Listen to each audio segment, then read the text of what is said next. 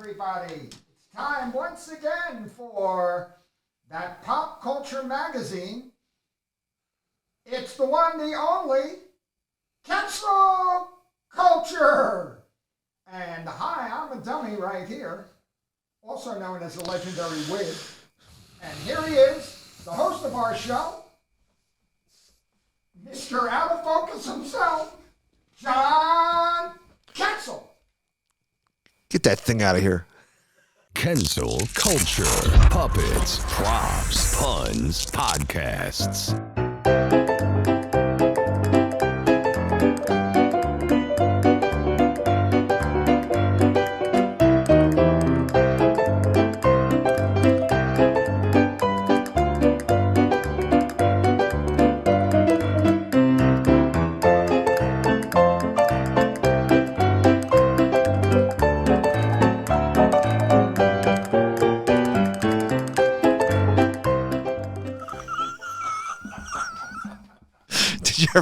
Did you ever touch a puppet's skin? I should have just done it like that, but I don't want to be like Jeff Dunham. You should. If you never touch a puppet's skin, it must be felt. Is that your material? Holy mackerel, John. Wid. And that's a crime. You're a puppet trader. I'm sorry. I'm sorry. Wid, did you ever? What was the story of that weirdo guy over in Jersey? The weird guy made a homemade puppet at the place in Palmyra, New Jersey. Mitchell's. Mitchell's, but I used to go there, and I used to see like Vince D'Antona and George and Otto and George. But there was a mentally challenged guy there who had a homemade puppet. Yeah, Larry. And it was horrific looking. It looked like a demon from hell, like a burnt potato. Here's the world's smallest puppet right here. What is it? Look at it. Like that. Can you see it? It's a little finger. Okay, that's the smallest puppet in the world, John. No, he was a little bit mentally challenged, and he'd pull on his lip all the time, and he would know all about movies, anything. He was like a little idiot savant, but he was a special needs guy. But we embraced him at the Comedy Works, okay, the comedy club that we were working at, because he would come in and he would laugh and go, I saw you, and I think it was Todd Glass. Todd Glass, the famous comedian from out in California now, and done a couple things. Who's on, television, in movies. He's very funny. Very funny. Todd Glass, look him up. He got him a puppet because he would love Larry, the special needs adult. He would love Vince D'Antona. Vince D'Antona he was a ventriloquist, and so Todd Glass bought him a puppet, a Winchell Mahoney puppet. Oh, it was awful. But it was awful because not only was it a puppet, but it was a black puppet. Okay, That's what that thing. Oh no, it was like Willie and Lester. It was a Willie puppet, Lester puppet. One of them. I worked with them a couple times, and I liked them a real lot. They were very nice. Willie and for $40, they'll do a cameo. Really? They'll call you. I'm going to get it for my friend Al's birthday. Oh, I'm going to do it for my brother's birthday. Yeah. He used to have. The big joke that he had, he'd have the puppet and he'd go, oh, I hear you have a girlfriend. Yeah, she calls me windshield wiper. Windshield? Why do they call you windshield wiper? Because when she takes out her titties, I go, and I'm sorry, it is not mine. I don't say that word, okay? But that was Willie and Lester, and that was his big closing. Okay. Wow. And they still perform today. They do like he still performs today. It's funny too. It's funny too. When he started in the 70s, right? Mm-hmm. The puppet changed with the times. When he started, the puppet had a giant afro. Oh yeah, it had an afro, and it had. I'm sorry, no, that's. But over the years, he became. Now he has glasses and short hair, and I think he wears like a little Jeff cap, and But this guy we'd talk about, you'd be watching the comedy show on stage right there, and you look to your right, and there's a guy there He did not take care of the Will. Is it Willie? Or, which one's Lester's the puppet or Lester's the guy? No, Willie is the puppet. All right. Well, he never took care of it, and it looked like all you saw. It looked like something was on a fire. It looked like a puppet on dope. Okay? Yes, That's yeah. what it looked like. It looked like and he always would hang it like that, but he would go okay, and he would try to emulate the ventriloquist. And then later on, he got hit by a bus. Yeah. It was on Action News. Yeah. And I'm sorry, but who was passed away. Who was the other punk rock guy who used to go to the Comedy Works? He used to scream all the time. He got hit by a car too, didn't he? Tommy jumped. He was a crazy guy, Mikey something. Mikey, he was a crazy guy, but the short guy would scream on stage. Just a mentally challenged guy. But now we're talking about somebody who passed away. Wid. I've always thought it very interesting because in all walks of life, the other day, Treat Williams, a famous actor, passed away, right? Up in Vermont. Very good actor, but he was in a motorcycle accident. And on our last show, we talked about people dying. They call it fake shemp. Wid, I have a collection here of actual performers, celebrities, musicians, comedians, who died on stage. Oh, I know a couple of them, John. Right. And I've died on stage many times. There's a guy who I loved named Dick Shawn.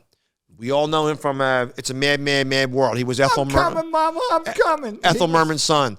And he was in The Producers as the Hitler LSD. Guy. Was he the Hitler guy?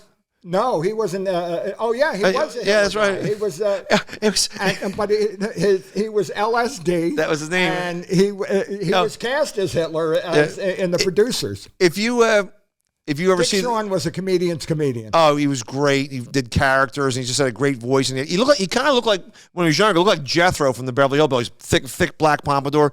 But it's very funny in The Producers, the Mel Brooks movie from '68 or '69, which premiered right here in Philadelphia. That's right, and it wasn't a big of a hit. No, but it was very funny because they decided to put on a play that's very, very well insured. So they realized if we put a crappy play on, we can get the insurance money because it's going to be a big bomb.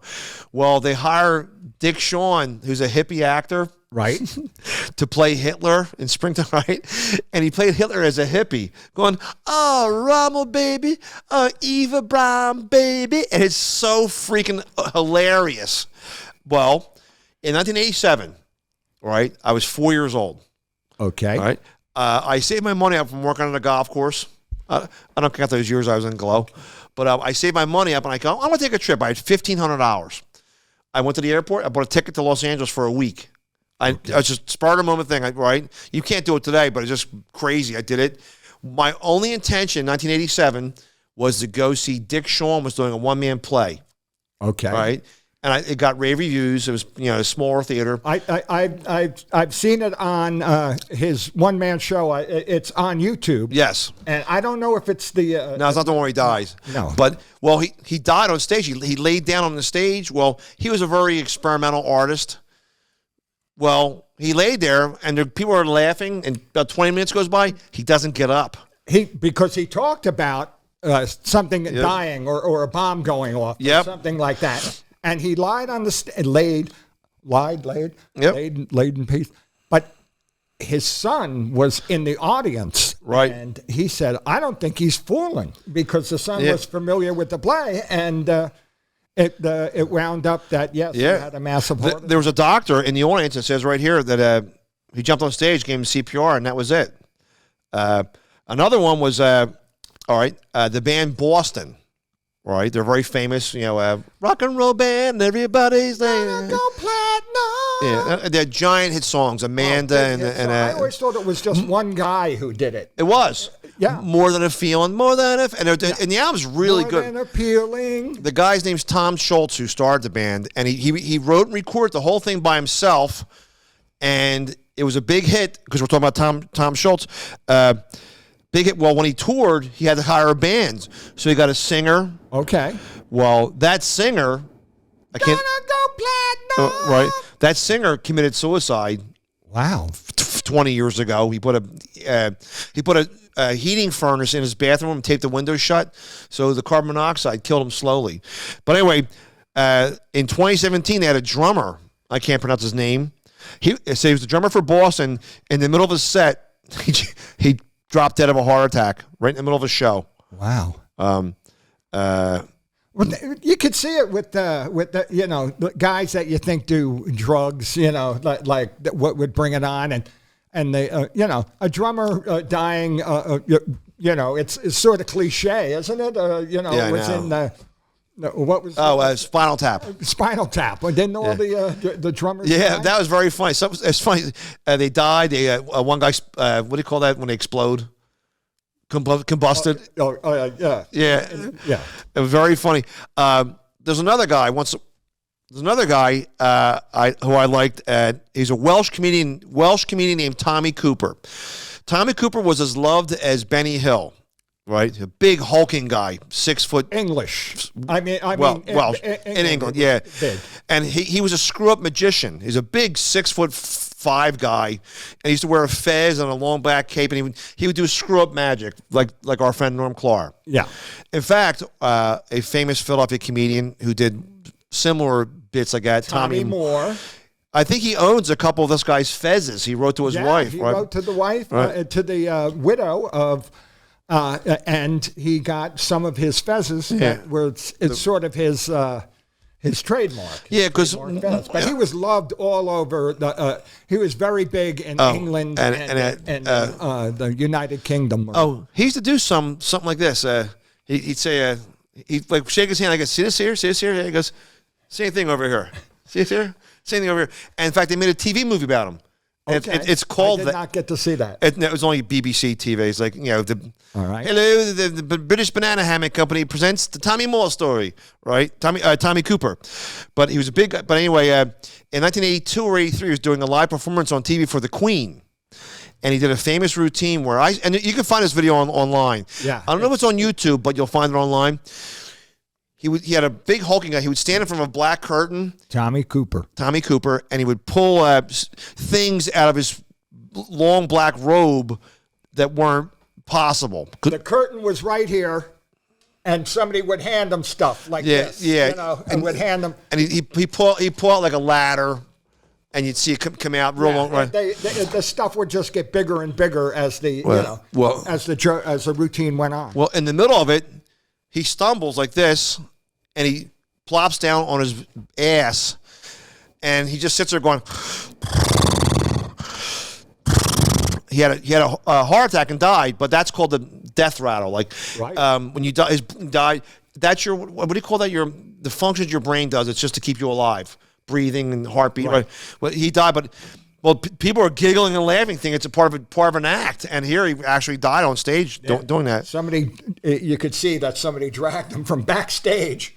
They dragged him underneath the curtain, and that happened. But Tommy Cooper, look him up. Oh, very funny guy. A very, very funny act. A prop guy, basically, and but he would do mess up magic. Another guy this guy I think was like he's a wrestler who I liked. One of the best wrestlers in WWE, WWF was Bret the Hitman Hart because he could actually wrestle. It wasn't like a fake gimmick. All right. Well, he had a brother, Owen Hart, and this is a famous story too. But he was doing some character called I can't think of it. It was a superhero character, and it never televised. But people in the arena saw it. They were going to tape it and use the video for later on during the show. Well, he was supposed to drop out of the rafters 100 feet with this, what do you call it, harness. He was 78 feet above the stage because he's coming down in the middle of a stadium, 78 feet up, and the harness broke. Right? He fell. He hit the ring, landed on his chest, and he died. But he died, and all these people in the wrestling audience saw it. Very, very sad. Very beloved guy. I guess they didn't think that he was fooling when you fall from 78 feet up onto. Did he fall onto the ring or? Yeah, right in the ring. And wow. His chest got crushed. Who else? I'm trying to think right here. Who else passed away? How about this guy? The Chinese. Okay. Who used to. what he would do, he would catch a bullet. He would catch the bullet in like a little pot, right? And it was a vaudeville act. Yep. And he was up there, and somebody just like what happened in a couple of things that happened in Rust to Alec Baldwin. Alec Baldwin, and what happened with from The Crow. Yeah, from The Crow, Brandon Lee. Brandon Lee. Yeah. And also somebody there was a guy called Russ Columbo. Okay, Russ Columbo was a famous baritone singer. He was a contemporary of Bing Crosby. They used to call him the battling baritones. And he was taking a photo session, and he had like this old antique gun, and he didn't know it was loaded. Oh, that's how. But Russ Columbo, look him up. He was very handsome, very very much of a band leader. There's a famous actor in the 80s named John Eric Hexum, handsome guy. There's a show about a male modeling agency, and he was a detective on the side. Right here. But he picked up a prop gun, and it's funny. You know not to do this. He put the prop gun to his head and fired it. Well, it didn't fire a bullet, but it fires a blank, and the blank was it blew a quarter-sized chunk of cardboard into his skull, and he died the next day, right? But this, he was an Asian American. He's a vaudeville performer. I'm wrong. I'm wrong. He was an American magician who performed as an Asian. Oh. He performed as a Chung Ling Soo, and like Wid said, in 1918, he would catch a bullet in a little pot. Well, they missed, and they shot him and killed him in the chest. I don't think it was supposed to be a bullet in there. I think it was just like everybody else that they, that they didn't look after the armaments, and and another mistake. But he was, Now here's a guy here. I can't pronounce his first name. I think his last name was. It says Eriksson. Okay. Right. He was one of Sweden's most famous stand-ups. He was doing his famous comedy show, Fredrik 2. He dropped dead on stage of a heart attack. Man, Broadway stars. He dropped dead here in Philadelphia. I never heard of this guy, Mr. Dork. Japanese pro wrestler dies in the ring. I'm trying to find somebody famous. How about Ishkabibble? That's another guy, Ishkabibble. He was on Ishkabibble. Not Ishkabibble. Park Your Carcass. Park Your Carcass. Look at Ishkabibble and Park Your Carcass. And they think that we have weird names now, okay? That was their street name. Park Your Carcass. And he was a famous radio guy. He was, was you there, Charlie? That was his famous, right. That was his famous thing. And I think he was he the father of Albert Einstein? Yeah, fastball. Super Dave Osborne. Super Dave Osborne, who was brother to Albert Brooks. Albert Brooks. And his real name is Albert Einstein. Albert Einstein, yes. Albert Brooks is Albert Brooks, famous comedian, and Super Dave. Everybody loves Super Dave, comedian, they did, sort of stuntman. In 1959 or 58, they did a roast of Lucy and Desi. Right, and it was hilarious. And that was very neat, too. This guy, Park Your Carcass, he wasn't that old either.